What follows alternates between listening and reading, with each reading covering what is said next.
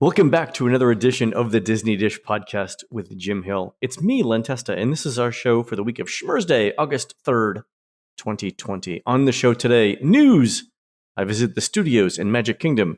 And in our main segment, Jim continues the story of Disneyland's Hyper Highway. Let's get started by bringing in the man who says that a package of waffles should come with a bonus extra waffle, like a DVD box set. It's Mr. Jim Hill. Jim, how's it going?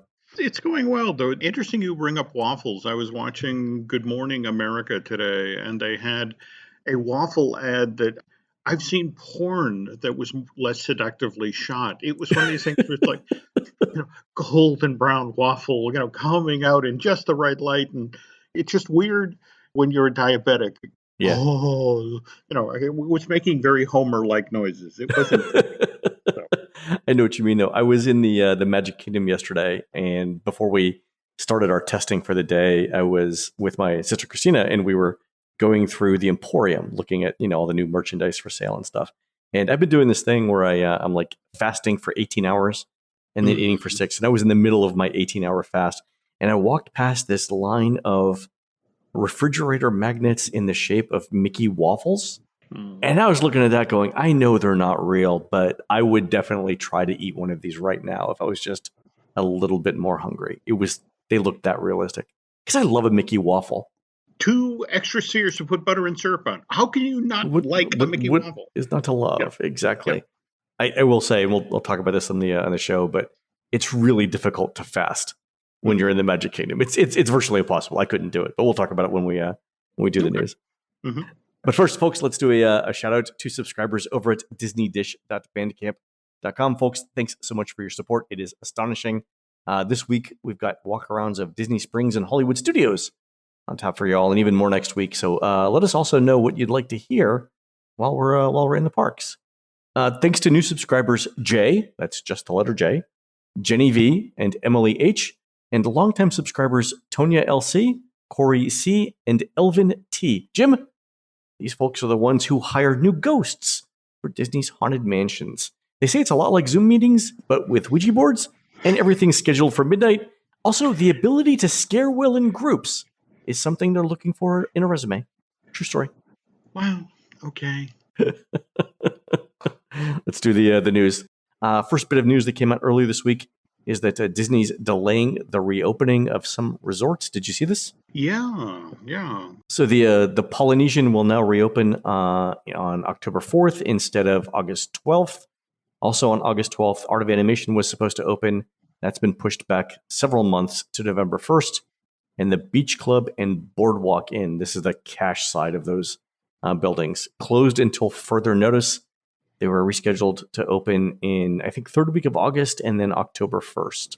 So, Jim, this is clearly just demand, right? Demand isn't there. Yeah. And at the same time, you don't necessarily want to be bringing back cast members to retrain and get these resorts up and running and just not have the need. Right. But still, given what continues to go on in Florida, this is concerning. Just last week, we had Universal announce that it was going to shut down, it was not going to go forward with Halloween Horror Nights. Right. And that was surprising. 30th anniversary year. Yeah. So kind of tells you what the thinking is with the 2 big players in this market. Yeah. Were you surprised by the Universal's decision not to run Horror Nights? That's the hard choice here. You have 2 giant employers in the marketplace in much the same way as when Disney decided that it wasn't going to go forward with Mickey's Not So Scary. Easy for you to say. Yes.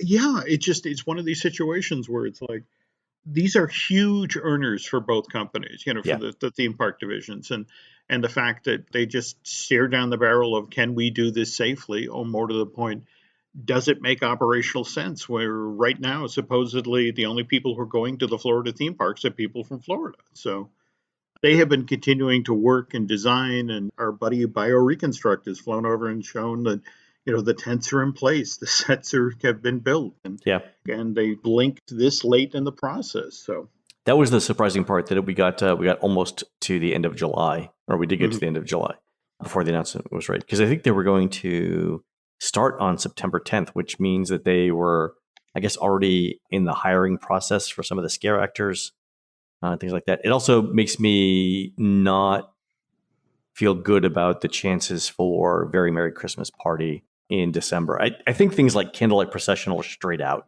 There's no way you're going to get that many people that close together.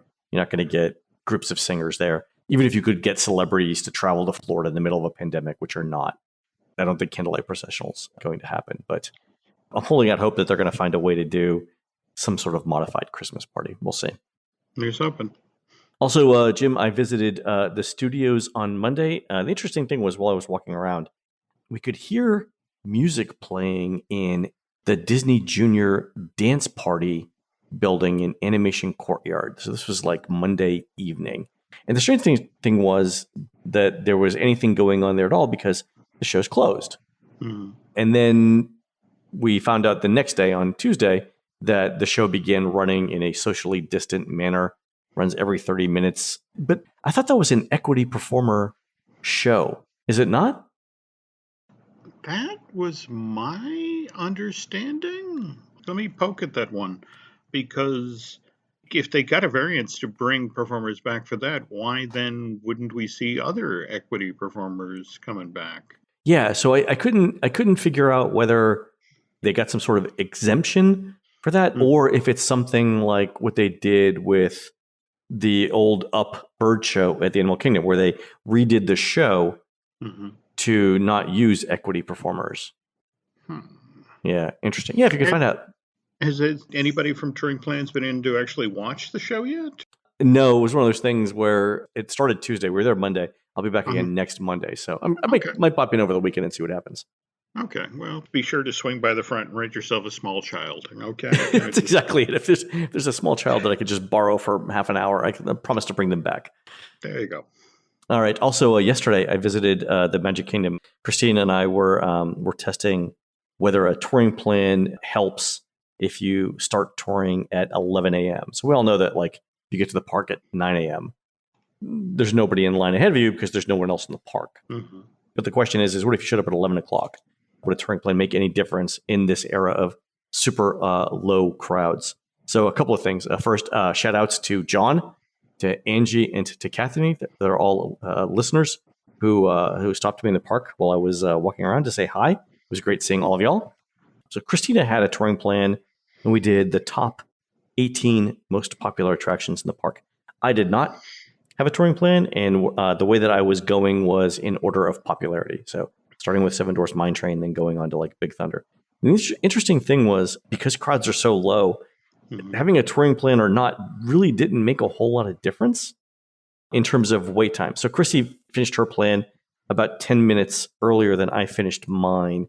And that included her waiting. She got unlucky and caught 3 different cleaning cycles on rides. You know how like they stop the rides? Yeah, you had mentioned that about Small World. It's one of the ones she got stuck on, yeah. So she got stuck on Peter Pan, Small World, and one other, I forget what one other ride. So for a total of 33 minutes, I caught exactly 1 cleaning cycle at Winnie the Pooh for 5 minutes. So she was unlucky. She also walked 1.5 miles less than I did. But in terms of wait times, it wasn't as much as I thought. I mean, maybe there was half an hour, maybe 25 minutes of. The parks were really, really empty. In fact, we did a wrap-up video last night in Frontierland. And granted, it was raining. It started raining about 6 p.m., so a bunch of rides shut down. But we were the only people that we could see in Frontierland at 6 o'clock. But here was the thing that I was trying to figure out. During the day, like we went there at 11 o'clock, Disney was running both sides of Big Thunder Mountain Railroad and both sides later in the day of Space Mountain. And for the life of me, Jim, I couldn't figure out why. With crowds that low, I mean, there were not 9,000 people in the park. There might not have been 5,000 people in the park by the time I got to Space Mountain. There might not have even been 3,000 people in the park by the time I got to Space Mountain. Why would Disney run both sides of Space Mountain on a day like that? Maintenance? That's what I was thinking. Then making sure that everything runs. Yeah. The other thing I was thinking of, I heard from some cast member friends earlier in the week that they were actually getting called back to work in the Magic Kingdom.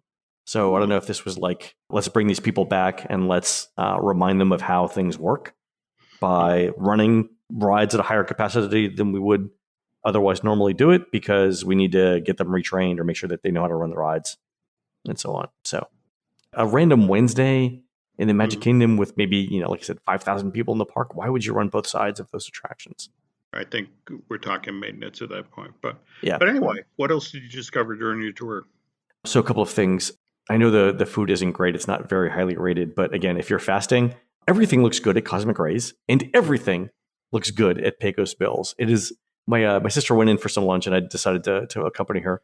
And I walked into Cosmic Rays to pick up our food, and it was her food, and it was we did mobile order, but it was first thing in the morning, and I swear, Jim, they had like put butter or something on the hamburger buns to make them glisten in the heat lamp light.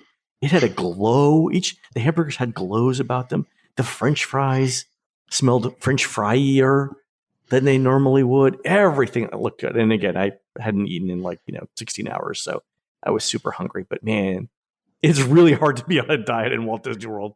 You're not moonlighting, shooting for waffle commercials, are you? I don't know. Maybe I should. Everything looked good. In fact, I was walking by the entrance to Adventureland, and they've got an egg roll cart sitting out in front of the entrance, and no one was there. But fleetingly, and this was only for a second, listeners, fleetingly, the thought occurred to me that somebody might have stored egg rolls in that cart and some oil into which I could place the egg rolls to fry them and make myself a little snack. And I didn't look in the cart to see if, because I can keep walking and go somewhere. But yeah, I was hungry all day in the park. It was a lot. I did end up eating so my go-to snack now in the Magic Kingdom is you go to Liberty Square Market, where they used to make the hot dogs that I love. And they're not making the hot dogs now, but they are doing Mickey head pretzels with this container of cheese, Jim, it's basically yellow caulk. And I don't care what people say. It's delicious. It's an orange yellow caulk. Please, if you're a healthcare professional, just hum to yourself for the next 30 seconds so you don't hear what I'm about to say. Please start humming now. My snack is a salt-laden Mickey pretzel with the container of caulk-like cheese and a Coke. That's my midday snack. So it's got fat, it's got salt, it's got carbs, and it's got sugar. So 4 basic food groups. And that's my snack. How am I not dead? You said at the top here that your sister walked 1.5 miles less than you did. Yeah, I walked 12.6 miles during the day. So 10.6 in the parks. There's your saving grace. You keep moving, because otherwise, at some point in the future, your gastroenterologist is going to be doing a colonoscopy, and it's like, why am I seeing orange caulk? Len, we have many questions for you. Anyway, it was great to be in the park because a lot of the rides were closed down. At the end of the day, we did end up hopping on to Country Bear Jamboree, and the great thing was this was like 6:45 p.m. Park closes at 7. The 10 other people in Country Bear Jamboree with us were all super fans, so we all sang along. Okay, and now I think we need to do like a group activity where we do like an OnlyFans version of Country Bear Jamboree.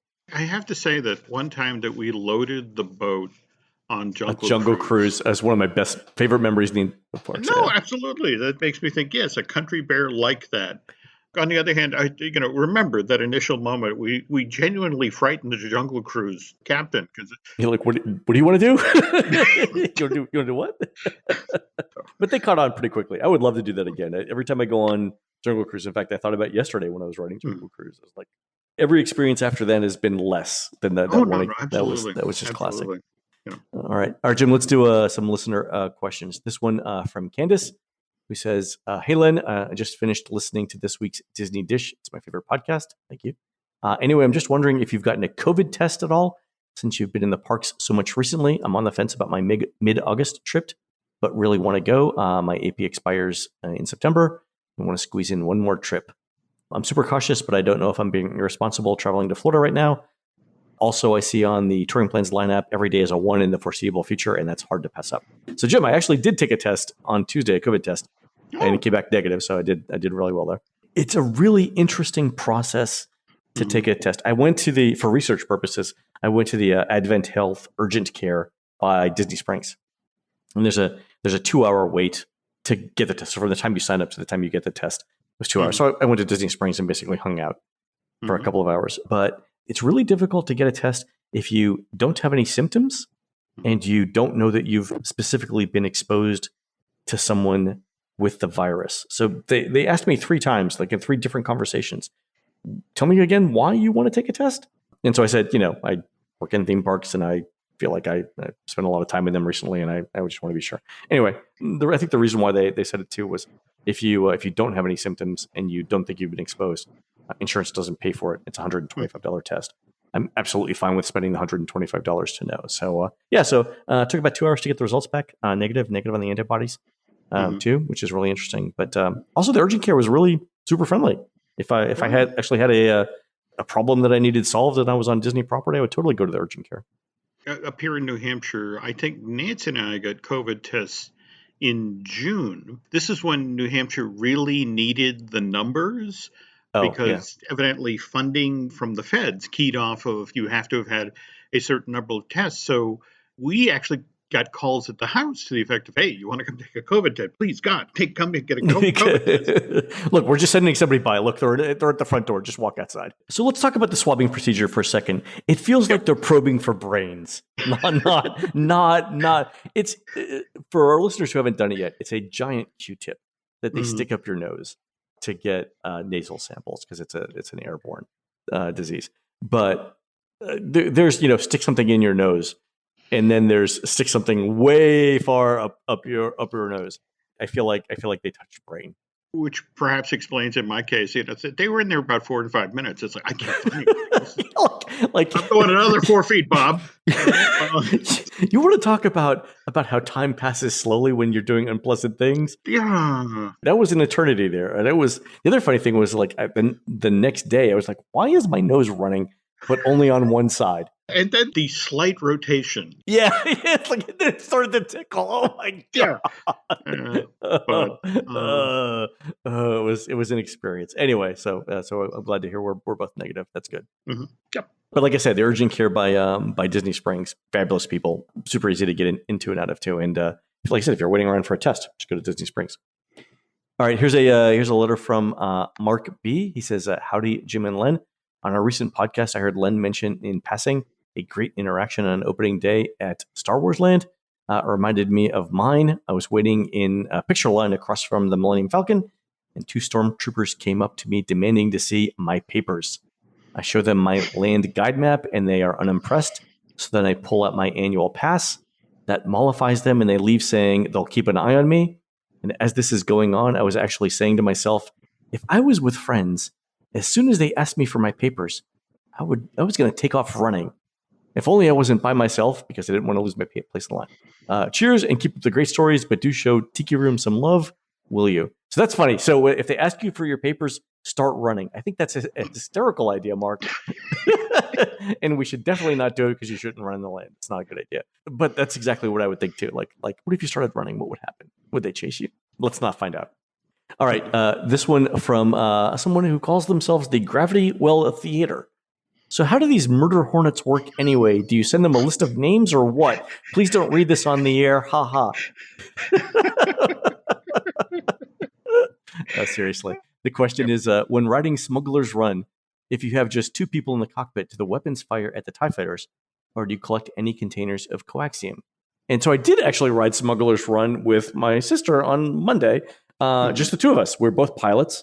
And yes, everything else at that point becomes automatic. So the gunner positions and the engineer positions are automated.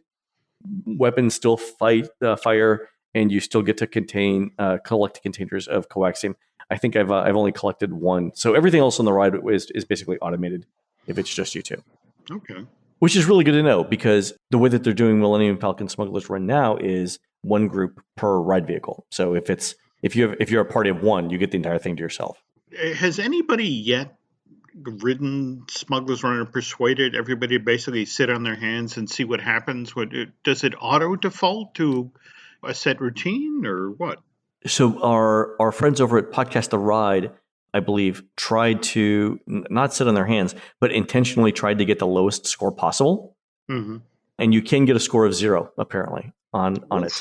Yeah, and they said I think it took them like 3 hours of riding to do it. It took them a remarkable length of time and practice to do it. Oh my God. So, Yeah. so I imagine you Kondo, yelling at you the entire time. I can't believe I sent you. Yeah, just like don't just come back. Actually, I think they said when they finally achieved the score of 0, the cast member that opens the door for you to leave was super impressed. Like that's the lowest score I've ever seen. Didn't even know it was possible. So there's that. So that's good. Funny. All right, last email from Nicholas, who says, "Hey Len, in episode 279, you made reference to the Backlot Express manager morphing from Mary Poppins into Buford T. Justice. Buford T. Justice was played by Jackie Gleason in Smokey and the Bandit. As far as I know, Jackie never played Buford Pucer, who was featured in Walking Tall. I should also note that neither of these characters, to the best of my knowledge, were ever played by either Mandy Patinkin or Marvin Hamlish." That's funny, Nicholas. P.S. In the scenario that you talked about in the podcast, the phrase, "what we're dealing with here is a complete lack of respect for the law," might have indeed been useful for the newly trained cast members. That is what should have been said, Nicholas. That is hysterical. Okay. In Len's defense, I've gotten to the point in life where you ever have played conversational horseshoes, Len, when you say something that sounds like what you intended to say? All the time. Close enough. Yeah. I often get to the point where it's just sort of like, I can't actually say, well, we just saw that earlier on the show. It's like, not able to actually speak because the brain is occupied doing things like, breathing. At this point, a remarkable amount of mental capacity is spent just keeping me alive, right? It's funny. I had this friend. He's still my friend, my best friend. His name is Andy, that I've known since 5th grade. So now, many years. He once argued with an English professor, English teacher in high school, that as long as they could reasonably interpret what he wrote in the correct way, it didn't matter how he wrote it. Like grammar, punctuation, these things were not like specifically necessary as long as you got the gist of what he was trying to say. And I coined the phrase Lippmann semantics. His name's Andy Lippmann. To use it as it's an all-encompassing term of basically, you know what I meant. Lippmann semantics. So the more formal name for it. Anyway, that's why I feel like all the time, like I have to invoke this. I'm going to use Lippmann semantics the very next time I'm on Twitter. So I know Andy doesn't listen to the show, but if he did, if anyone knows him, give him a shout out. Anyway, folks, we're going to take a quick commercial break. When we come back, Jim finishes the story of Disneyland's Hyperhighway, the way that the area around the parks was redesigned for easier access. This episode is brought to you by Progressive Commercial Insurance. Business owners, meet Progressive Insurance. They make it easy to get discounts on commercial auto insurance and find coverages to grow with your business. Quote in as little as 8 minutes at progressivecommercial.com.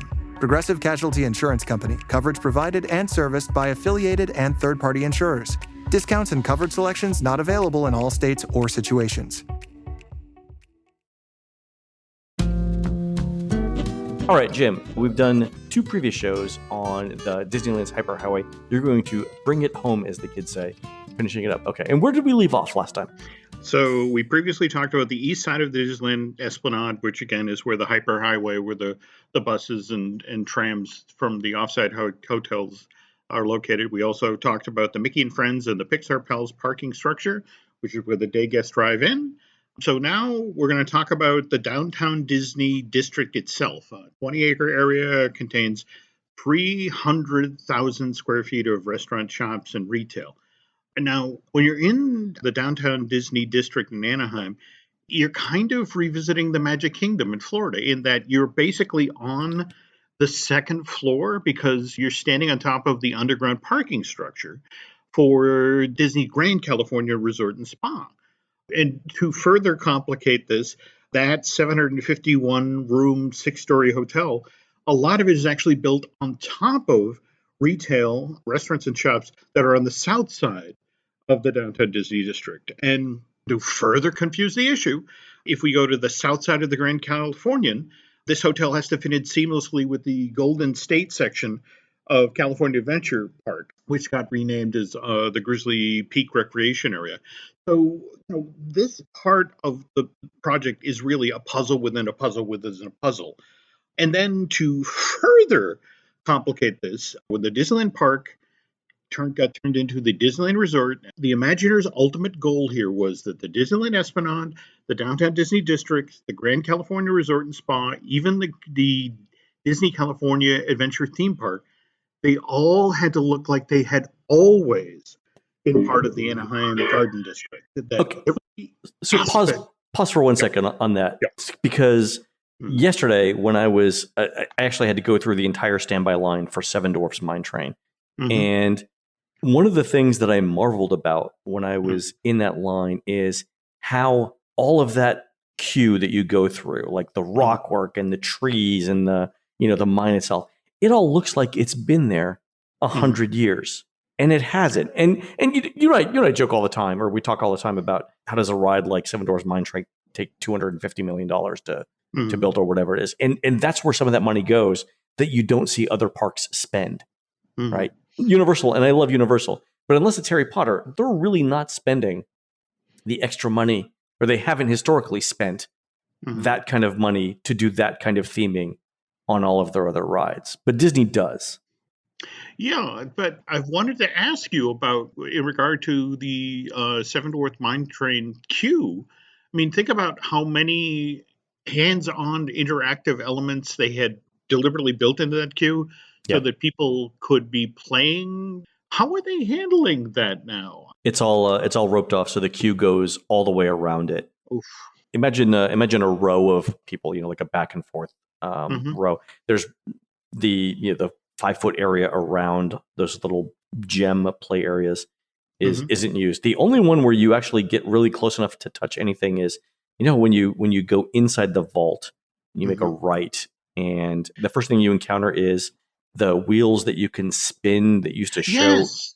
Okay, yeah. You can still touch those, but no one's doing it.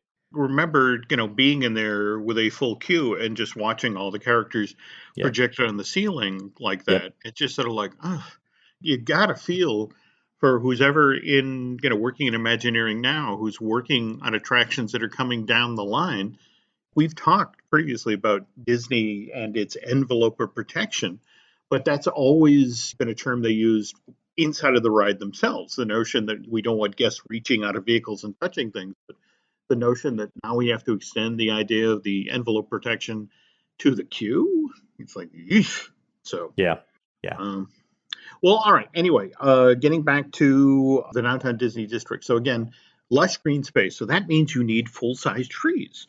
Now, if we go back to 1954, when Bill Evans was landscaping the original Disneyland, I mean, Bill had the advantage that the Santa Ana Freeway, the 5 that was actually being extended all the way out to Orange County, he could go every day to where they had wrapped construction. In fact, Bill would grab a number of members of the landscape team, and they befriended the construction foreman on the Santa Ana Freeway project, and they would arrive at where they finished digging or building for the day. And it's just sort of like, okay, where are you going to go? And it's like, okay, that's the path for tomorrow. And it's like, and Bill would wander into that section and evaluate, okay, there's a full-size tree we could pull. There's a couple of shrubs. And, they dig it up by the root ball, throw it in the back of a truck, and take it to Disneyland. So, a lot of the initial landscaping for Disneyland was harvested for free along the route of the Santa Ana Freeway. Now, if we jump ahead 44 years, here's Paul Comstock, who's now the director of landscape design for the Disneyland Resort. And he's now genuinely struggling with the fact that if this is going to look like it's always been here, the Downtown Disney District needs full-size trees, and I only have so much budget. So Paul turns to Bill, who's 88 at the time, and while he retired from the Walt Disney Company back in 1975, he still consults. In fact, he had just finished working at that time on Animal Kingdom. Paul is telling Bill his sad story, and Evans is like, well, wait a minute. Didn't I just read they're expanding the Santa Ana Freeway down to Disneyland? That isn't that part of the Anaheim project? And it's like, yeah, well, he said, look, if they're expanding, that means that there are full-size trees alongside the road that you can go grab. And sure enough, Paul reaches out to the construction foreman in charge of the 5 expansion project, and that's how he scored several beautiful magenta Hong Kong orchid trees and some Japanese flowering pears, which are right now in the Downtown Disney District. About this same time that Disney is expanding the Disneyland Resort, they're also in the process of, in Glendale, where Imagineering headquarters is located, they're in the process of the Glendale campus project. And the idea is they're taking the whole, basically the grand terminal, which used to be, Los Angeles' main airport. They're changing it into a giant complex for the Walt Disney Company. It's going to be 113 acres. It's going to be home where consumer products is, and a lot of the online entities of the company. But as the part of it, they're going to be expanding the roadways and the sidewalks. And it turns out that outside of Marty's office is these two beautiful Java trees with lovely red leaves. And so Paul is standing outside of Imagineering headquarters, and then goes in and talks to Marty and says, well, look, when they expand the street and they widen the sidewalk, they're going to tear down those two trees. How about this? What if I come and take these trees and bring them over to Disney's California Adventure, and they'll live on, they won't get pulped? And Marty's like, yeah, it would be a shame if these beautiful trees get chopped down. So sure, let's do that. So it's 2 years later. This is the day that they show up. Paul sends the team to pull the trees. And then his phone starts ringing, and he picks it up, and it's Marty Sklar screaming, "Tree thief! Tree thief!" And it's like, Marty, 2 years ago, you agreed to do this. And he's like, do you think I remember what I agreed to do 2 years ago? You're taking my trees. And Marty had forgot to tell John Hench, who really loved these trees, that he'd agreed to do this. And so I guess what happened is when the tree removal people showed up, John gave Marty hell. So Marty in turn turned and called Paul. Today, you can visit these trees. They are planted in front of the World of Disney at the downtown Disney district in honor of the two gentlemen who were so irate of them being taken away from Imagineering headquarters. The trees are actually called Marty and John. So they have a name. They're there. Say hello. Beyond that, some of the trees that Paul scored for the downtown Disney district are just through dumb luck. Back when he began his career, he was an intern in Culver City, working for the Parks and Rec department there. In the heart of Culver City on Culver Drive, there are like these 50-foot tall, 50-foot wide ficus trees. They're actually, I think they're called Indian laurels. Jump ahead 20 some odd years, and Paul gets a call from his old boss. And he's like, hey, I need to pick your brain for a moment. Remember those ficus trees in the center of Culver City? We're going to be ripping them out because their root structures are making the sidewalks buckle, and they're extending into the street. And I would really like to put some new trees in. I'm just wondering, do you know of anything, from your dealings with Disney about what sort of trees we should plant so we don't have to do this with the sidewalks again? And Paul goes, the ficus trees, the 50-foot tall ficus trees? And he says, all right, let me make a counter proposal here. I will tell you the exact trees to buy. Let me send some teams down from Disney to pull those trees out. How are you going to transport a 50-foot tree? That brings us back to Bill Evans. In Liberty Square at the Walt Disney World's Magic Kingdom, you have the Liberty tree, the one with the lanterns hanging off of it. It's a giant live oak that they actually brought to the site. And Bill invented this process where basically what you do is you drill a hole in the tree and you put a steel rod through the center of the trunk. You've dug out the root ball. You use that steel rod to lift the tree out of the hole, place it in a flatbed truck, roll it to the site you're going to put it into, drop the tree and the root ball into the hole, and then you pull the steel rod out, and then you cram all sorts of tree food, and I forget what the exact mixture of elements it is that prevents infection.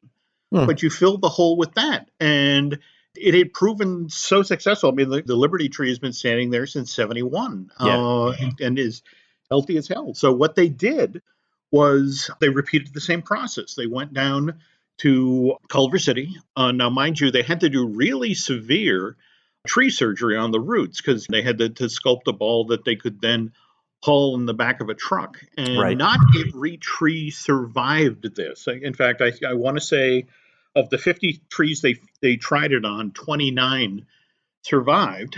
And what they do is they take them two at a time on a flatbed truck. The CHIPs, the California Highway people, were like, these are really big trees, guys. You're only allowed to transport them down to Anaheim from Culver City between 11 p.m. and 4 a.m. Oh, okay. So that's what I was trying to figure out. Like, because I don't recall driving on the highway and seeing anyone else carrying anything that long during the day. But okay, but they restrict them to night. Okay, that makes sense. Because you wonder, like in California, they restrict the transport of those really long windmill blades. Absolutely. Yeah. Okay. Yeah. All right. Fair enough. So, okay. I mean, it's pretty much the same thing. But Okay. what they then did was they brought them down to Arrowhead Pond. They had said there was a vacant lot out behind Arrowhead Pond. And they set up these giant boxes with mulch and fertilizer and that sort of thing, and just held the trees in place till they were needed on site. Of the 29 they were able to harvest, 20 of them lived. And they then formed as a 2,500-foot long canopy of trees that provide shade and really look great in place there. Oh, it's beautiful. It's one of the defining features, the visual features of that area. You can see the trees, but often it's not the stuff that reinforces the garden district idea. I mean, for example, the trees themselves are planted in these giant leaf-shaped containers. They go 4 feet down. They have automated irrigation and drainage. These are the things that actually plug into the roof of the underground parking garage. But the leaves themselves are shaped in such a way they form a bench, so you can sit in the shade of this tree. And I didn't know that. And while you're there, you then begin to notice, for example, there are mosaics in the ground that are leaf shaped or flowering vines with beautiful pink and blue flowers. And then there's the vine motif continues into the light poles and the signage. The pathway that runs from the Disneyland Hotel all the way up to the ticket booths for DCA and Disneyland Park, that's officially known as Vine Street Land. The final element of this you'll find just across from the World of Disney, probably in the shade of John and Marty, is a giant fountain in the shape of a California poppy. It's made up of these 1-inch square mosaics. There's 6 ceramic mosaic petals, vivid orange. That's supposed to represent the official California state flower. Really? Yeah. Back when California Adventure first opened, the idea was that park was supposed to celebrate the very best of the Golden State. So the notion was, we have the official state flower right at front, and we have the giant letters that form the name of California. They were trying to decide what size letter they should use in the entrance plaza for California Adventure. So they commissioned a C and an A, 2 sets of them. One was 13 foot tall, and the other was 10 feet tall. And they set them up in the entrance plaza of California Adventure. And so all the Imagineers were standing there, and the park was beginning to open for the day, and people were rolling by, on the monorail. And this cast member frantically comes running over and says, "You need to knock over one of those letters really fast." And it's like, well, why do we need that? Well, do you know what CA spells in the Spanish language? Oh my God, that's so funny. It was like, oh, sorry. It's just a test. It's fine. That's. I was trying to think, why would they? Yeah, I guess C and A are the 2 letters you do for California. There you go. But anyway, to sort of bring this full circle here, Len, what I love about this story is if you think back to the old Joni Mitchell song, Big Yellow Taxi, which starts off with the lyric, "They paved paradise and put up a parking lot." Yep. And what's great about what Paul Comstock and his team did is they took a parking lot, well, not exactly a paradise, but you have this great green public space that they managed to pull off through dumb luck and stealing trees outside of Marty Sklar's office. So I will say that every time I take a walk or a run outside of Disneyland, I am super impressed with specifically the palm trees and how they look. And the funny thing is if you compare the palm trees that Disney planted with the stuff that the rest of the city of Anaheim did, you know exactly which trees and which designs are Disney's and which are the rest of the cities. It is so obvious as you walk around the perimeter of the of the park, which is which. It's kind of funny. Oh yeah, for those of us who are elderly who remember going to Disneyland in the 70s and the 80s, the difference just in the neighborhood around the park But at the same time, there's the famous John Hent saying, I liked it, but it was a parking lot. And there are days that I do kind of miss the parking lot. So. All right, folks, that's going to do it for the Disney Dish show today. Please head on over to disneydish.bandcamp.com, where you'll find exclusive shows never before heard on iTunes. On next week's regular show, Jim reviews the 1940 annual report and describes how Disney became a publicly traded company. You can find more of Jim at jimhillmedia.com and more of me, Len, at touringplans.com. We're produced fabulously by Aaron Adams, who's bringing his hand-churned peach ice cream to the 41st annual Leadersburg Peach Festival this Sunday, August 9th, starting at 9 a.m. in beautiful downtown Hagerstown, Maryland. While Aaron's doing that, please go into iTunes and rate our show and tell us what you'd like to hear next. For Jim, this is Len. We will see you on the next show.